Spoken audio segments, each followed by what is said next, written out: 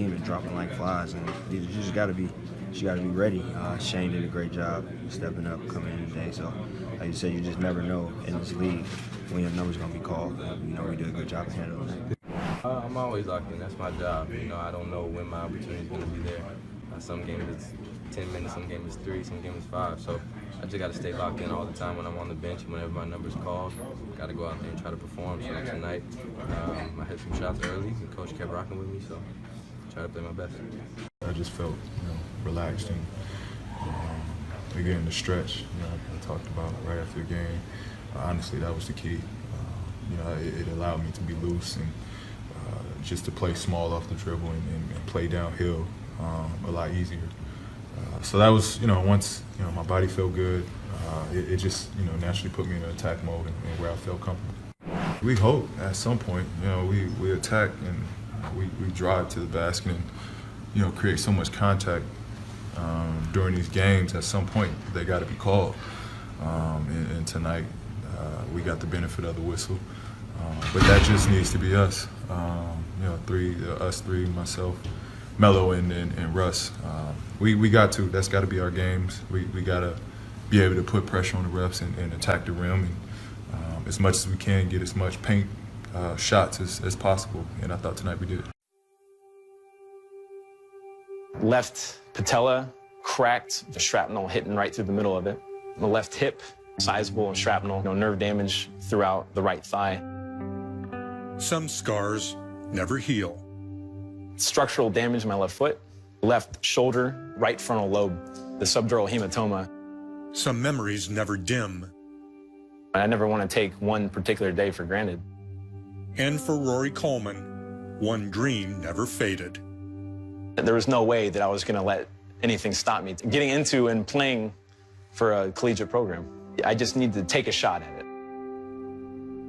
If our players need to look for an example for how to be a man of character and sacrifice for other people, they don't have to look any farther than Rory Coleman. The Coleman family has a long history of character and sacrifice. Rory's grandfather served in World War II as a paratrooper in the famed 101st Airborne Division. William C. Coleman Jr. That man just embodied everything that I wanted to be when I grow up. He was honest, he was hardworking, he was humble. He jumped in D-Day, he was prisoner of war. Rory and Dad got a lot closer together once Rory made the jump to join the Army.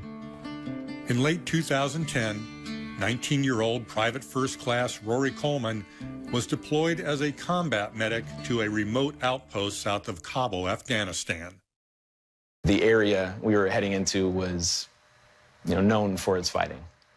We would do a patrol about every day. In the beginning, I had concerns, but he tried to calm those concerns down. He said, Dad, look, I'm a medic. Medics, they protect. They do not go into battle.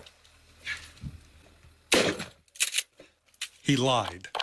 Coleman's 2nd Infantry Platoon protected the specialist whose job was to detect and detonate explosive devices planted by insurgents. Your mind goes to, eliminating the threat, doing your job pretty much. You get your guys out of danger. During his tour of duty, Coleman lost comrades and friends. And on September 12, 2011, just 2 weeks before he was scheduled to leave Afghanistan, Coleman almost lost his life. We all dismounted from the vehicles to pursue the insurgents that we had been fighting. An insurgent came up running out and got into hand-to-hand fighting with my platoon sergeant. When I was walking up with my weapon drawn, did I see the, it was just a bright flash initially. The insurgent had dropped a grenade 10 feet from Coleman. Next thing I knew, I was kind of just flying back.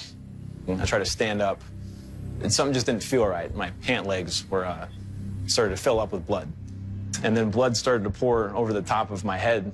And that's when I knew I was in some serious trouble. She had tons and tons of holes all over him from the grenade and lost shrapnel, so his arms and legs were just full of holes. Coleman suffered 16 separate injuries, literally from head to toe.